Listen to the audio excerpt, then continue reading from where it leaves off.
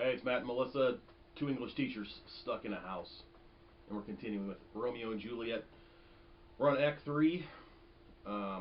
In Act 2, Romeo and Juliet have been married. And there's still this lingering challenge on Romeo's life from Tybalt. Right? Yep, he sent a letter to Romeo's house and challenged him to a duel because he was embarrassed. Tybalt was embarrassed at Romeo's party, or sorry, Juliet's party, because Lord Capulet was like, "I'm sorry, you're not going to start a fight here," and because Tybalt feels like his manhood was injured um, in that moment, and he blames it on Romeo, he's challenged him to his life. We also still have the prince's decree from Act One that if anybody fights in the streets again between the Capulets and the Romeo and the Montagues, the Romeos, that somebody would pay the forfeit of the peace, meaning somebody would pay for forgoing the peace with their lives. So in a tragedy, we've talked about the plot diagram with Freytag's pyramid, and the exposition is finding out the situation. Inciting or initiating incident is when the action is set into motion to build up towards a climax, and the inciting incident was when they find out about the party yep, from a servant. Right. And in a normal plot diagram, the rising action is full of conflict. A normal plot diagram, meaning for like a short story or any kind of prose, it's full of conflict. You're building towards this final big moment where the conflict ends. But in a tragedy, the rising action is just all these events setting into motion where the climax occurs, which is when the tragic hero makes a choice that's based on his tragic flaw that causes the falling action. And Romeo's tragic flaw is his rashness, his Ate, ate. where he can't make good decisions or he doesn't think through them. And in the falling action of a tragedy, it is when the catastrophe occurs. It's building towards everything falling apart. So this is right after the wedding, um, about 3 p.m. Right? Yeah. And on Sunday. Sunday.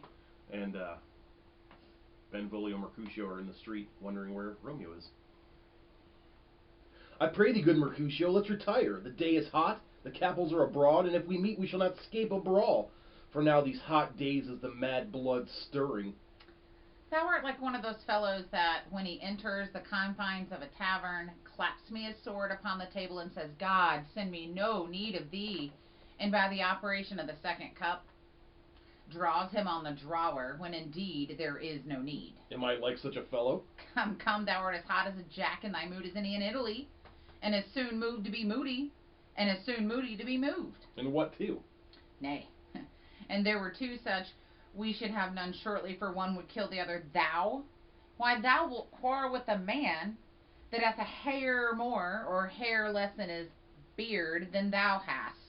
Thou wilt quarrel with a man for cracking nuts, having no other reason but because thou hast hazel eyes. What eye but such an eye would spy out such a quarrel? Thy head is as full of quarrels as an egg is as full of meat, and yet thy head hath been beaten as addle as an egg for quarreling. Thou hast quarrelled with a man for coughing in the street because he hath wakened thy dog that hath lain asleep in the sun. Didst thou not fall out with a tailor for wearing his new doublet before Easter? With another for tying his new shoes with old riband, and that thou wilt tutor me from quarrelling. And I were so apt to quarrel as thou art, any man should buy the fee simple of my life for an hour and a quarter. The fee simple? Oh, simple. By my head, here come the Capulets. By my heel I care not. So Tybalt, Petruchio, and others have come in. It's just a bunch of the Capulets. But let's back up and talk about really quickly what Mercutio reveals about Benvolio. Benvolio claims to be the peacemaker, but he fights all the time and gets beaten up all the time. Yeah, when he says that your head has been beaten like an egg has, he means that like your head has been knocked around by so many people, just like somebody would beat an egg before they cook it. He says, and he's fighting over stupid stuff, like because somebody coughed and woke up his dog. or he tied his shoes with old shoelaces. So that's a little bit of insight into Benvolio. He, like Matt said, I mean, he claims to be all peaceful and let's chill, but he's really not that way. So I am going to be reading Tybalt and Mercutio. So again, reading along with this is really important so you can keep track of who says what. There's a lot of characters here and we're just trying to negotiate that. Follow me close, for I will speak to them. Gentlemen, get in. A word with one of you, and but one word with one of us. Couple it with something. Make it a word and a blow. You shall find me apt enough to that, sir, and you will give me occasion. Could you not take some occasion without giving? Mercutio, thou consortest with Romeo. Consort? What, dost thou make us minstrels? And thou make minstrels of us. Look to hear nothing but discords. Here's my fiddlestick. Here's that shall make you dance. Zounds, consort. So consort has a couple meanings. Consort means, do you hang out with Romeo? Aren't you his friend? And into something we haven't talked about a lot, some people think that Mercutio is so concerned about Romeo because he likes Romeo as a likes him, and he's saying, don't you consort with Romeo? So he's implying that they're more than together. Just friends. And this makes him furious. He goes, oh yeah, here's my fiddlestick. That's a good word for my sword. Let's dance, brother. Sword. My sword will make you dance. We talk here in the public haunt of men. Either withdraw into some private place or reason coldly of your grievances, or else depart. Here all eyes gaze on us. Men's eyes were made to look, and let them gaze. I will not budge for no man's pleasure, I. Enter Romeo. Well, peace be with you, sir. Here comes my man. But I'll be hanged, sir, if he wear your livery. Marry, go before to field, he'll be your follower. Your worship in that sense may call him man. Now Romeo and Tybalt finally have their face-to-face conversation. Romeo is not aware that Tybalt has issued a threat against him. He had no idea the whole thing that happened with Tybalt and Lord Capulet at the party because he's been so consumed with his love for Juliet. Again, Romeo's probably coming up to tell his friends that he's just got married to Juliet. And just like in the last act where that is interrupted when the nurse shows up, this is interrupted when Tybalt shows up. So Romeo hasn't had a chance to tell anyone about his secret marriage to Juliet. The only people who still know are the friar, the nurse, Romeo, Juliet, and Balthazar, Romeo's man. So Tybalt's addressing Romeo. Romeo, the love I bear thee can afford no better term than this. Thou art a villain. I often say that villain is the fighting word. It's the worst thing you call somebody on the street. I remember growing up, punk. You call somebody a punk, you were fighting. I don't know what the word is today. Well, like the B word. If a guy calls another guy the B word, yeah. That rhymes with witch. Tybalt, the reason that I have to love thee doth much excuse the appertaining rage to such a greeting. Villain am I none, therefore farewell. I see thou knowest me not. Boy, this shall not excuse the injuries that thou hast done me. Therefore turn and draw. I do protest I never injured thee, but love thee better than thou canst devise, till thou shalt know the reason of my love. And so, good Capulet, which name I tender as dearly as mine own, be satisfied. Mercutio is so incredibly confused by all of this. Saying he loves him and like, I tender your name as dearly as mine own. Right. Romeo just said that to Tybalt. Like, he's saying, I love you, and you don't know why I love you. And Mercutio is going, what? How can you not respond this way? So his response to this whole thing that's just, or how can you respond this way? And his response to the whole conversation is, oh, calm, dishonorable, vile submission. A staccato carries it away, and he draws his sword. Tybalt, you rat catcher, will you walk? What wilt thou have with me? Good king of cats, nothing but one of your 9 lives that I mean to make bold withal, and as you shall use me hereafter, dry beat the rest of the 8. Will you pluck your sword out of his pilcher by the ears, Make haste, lest mine be about your ears, ere it be out.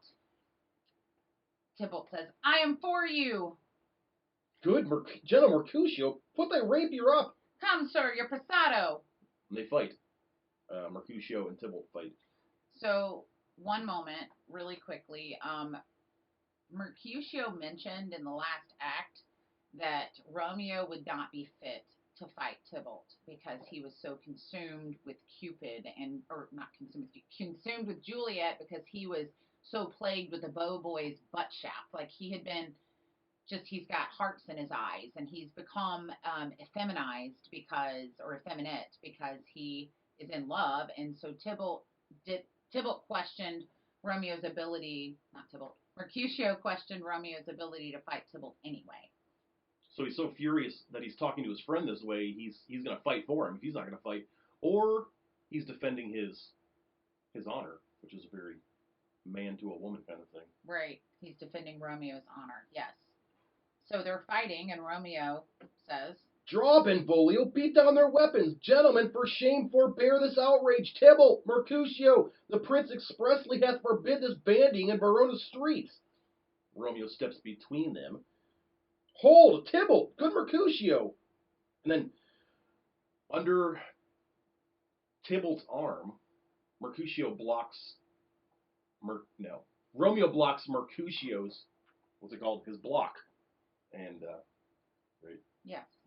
And Mercutio is hurt. Right. So I always find this part interesting because Romeo doesn't think before he acts. And this is a moment where he's trying to think before he acts. He is saying, we can't do this. We can't fight. He says it's because the prince hath forbid it.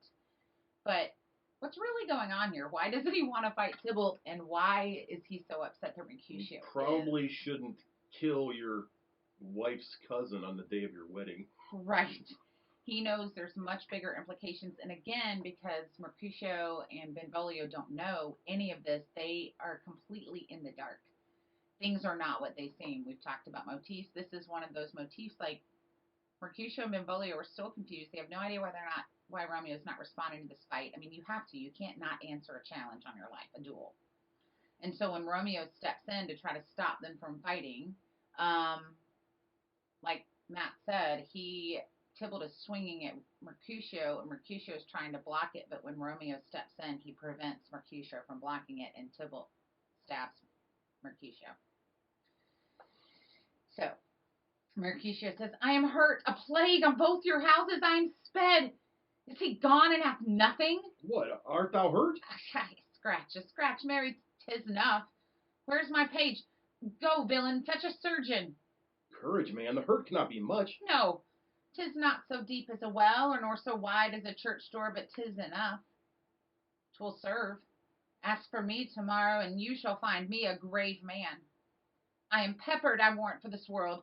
A plague on both your houses. Zounds, a dog, a rat, a mouse, a cat, to scratch a man to death. A braggart, a rogue, a villain, that fights by the book of arithmetic.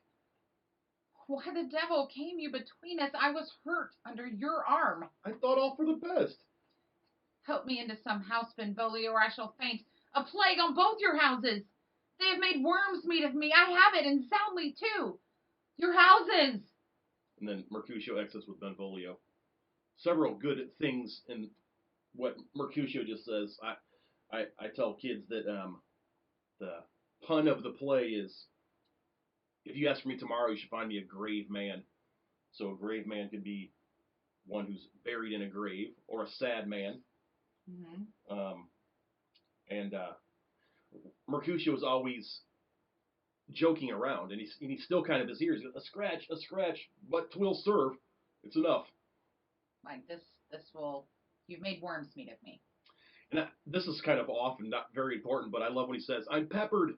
Like, I remember an old Bugs Bunny, when Bugs Bunny's playing baseball by himself against these giant guys, he goes, that's the old pepper. He's showing the ball to him. In other words, that's the finishing touch. That's the, I'm peppered. I'm like, you were done with your meal, you put pepper on it. That's the end. So you don't eat it, right? Mm-hmm. So Romeo's alone on stage. This gentleman, the prince's near ally, my very friend, hath got his mortal hurt in my behalf.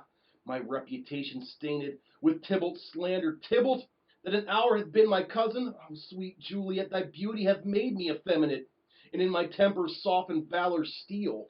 So here, even the irony the audience would appreciate is Romeo is saying that his love for Juliet has made him less of a man, effeminate. And again, like I just said, I mean, Mercutio predicted this, um, and he is recognizing that he became less of a man when he married Juliet. Like she said, you're a falcon. I'm a falconer. You'll be the bird. I'll call you back to me. That whole idea that Juliet is in charge and Romeo is subordinate to her or less than the man in any typical marriage will be. So Benvolio was back from caring for Mercutio. He goes, "Oh, Romeo, Romeo, brave Mercutio is dead. That gallant spirit hath aspired the clouds, which too untimely here did scorn the earth. This day's black fate on mo days doth depend, but this but begins the woe others must end." Enter Tybalt again. Here comes the Furies, Tybalt back again. Again in triumph, and Mercutio slain. Away to heaven, respective lenity, and fire-eyed fury be my conduct now. Now, Tybalt, take the villain back again, that thou late thou gavest me. For Mercutio's soul's but a little ways above our heads, staying for thine to keep him company. Either thou, or I, or both must go with him.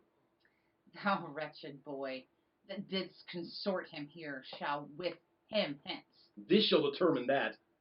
They fight. So Tybalt falls. Romeo has killed Tybalt. And he still gives him an out. He goes, "Take back the villain thou gave me. Take it back. You just killed my friend, but take it back, and we won't do this." And he says, and if you don't take it back, then Either thou or I or both must go with him. So never fight someone who says, "You're gonna die," or "I'm gonna die," but somebody's gonna die. or we're both gonna die. We're both gonna die, right? Romeo, away, be gone, the citizens are up, and Tybalt slain. Stand not amazed, the prince will doom thee death if thou art taken. Hence, be gone, away. Oh, I'm fortune's fool. Why dost thou stay? So in a tragedy, one of the things that Aristotle requires for the tragic hero to experience is the realization, like, oh no, I'm fortune's fool. right. So Romeo realizes it. When he says he's fortune's fool, though, he's abjuring himself of all responsibility. He says it was in the stars. It was in the stars. Fate made me do it, or it was what was fated.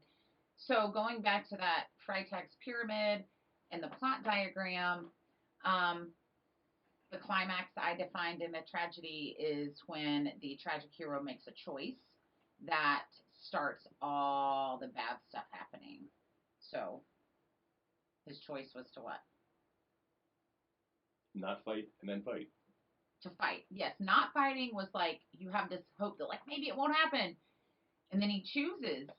He's like, when he says either thou or I or both must go with him, he is saying this is going to happen if you don't take the word villain back. And he's choosing. He draws and they fight.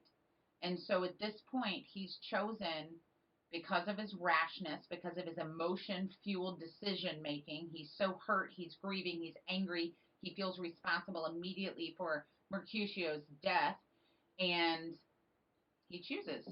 And his emotion. This is we both really like Leonardo DiCaprio, and this is the part in the movie where he should have won an Oscar.